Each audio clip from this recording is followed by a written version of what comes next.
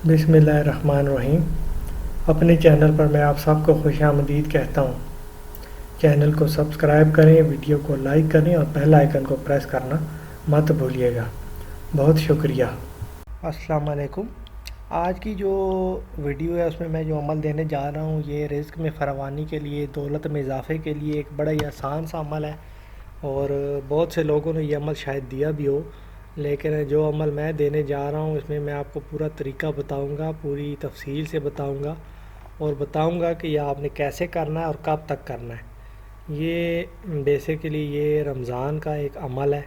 रमज़ान के महीने में आप जो इसकी आखिरी अशरा होगा उसके अंदर आपने ये अमल करना है। ये आपको स्क्रीन पे लिखा हुआ नज़र आ रहा है, या अल्लाह या रज़ाको, या अल्लाह या रज़ाको।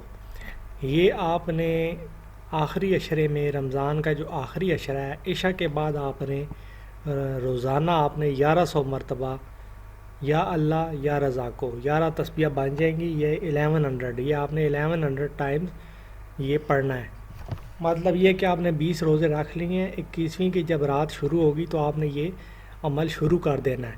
ये आपने पढ़ना है 27वीं यानी लैलतुल क़द्र की जो रात है, 27वीं की रात है, जिस रात को जो है पाकिस्तान भी बना और कुरान पाक का नज़ूल भी हुआ, उस रात तक आपने पढ़ना है।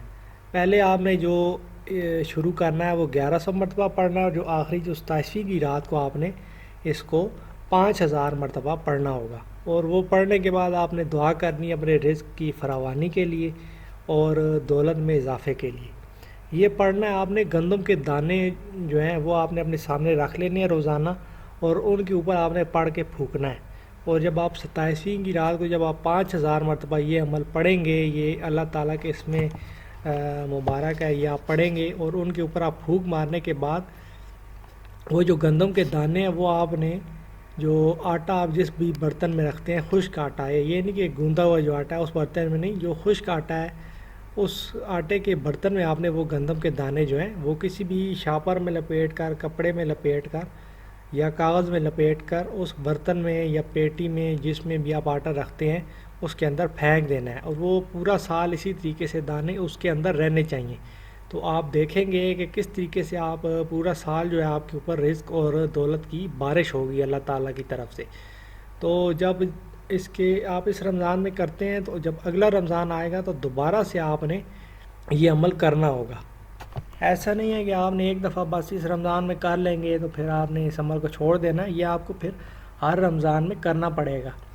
तो इसी तरीके से फिर जो है आप पर अल्लाह ताला जो है वो अपना करम करते रहेंगे, आप पर दौलत और रिज़्क की बारिश होती रहेगी।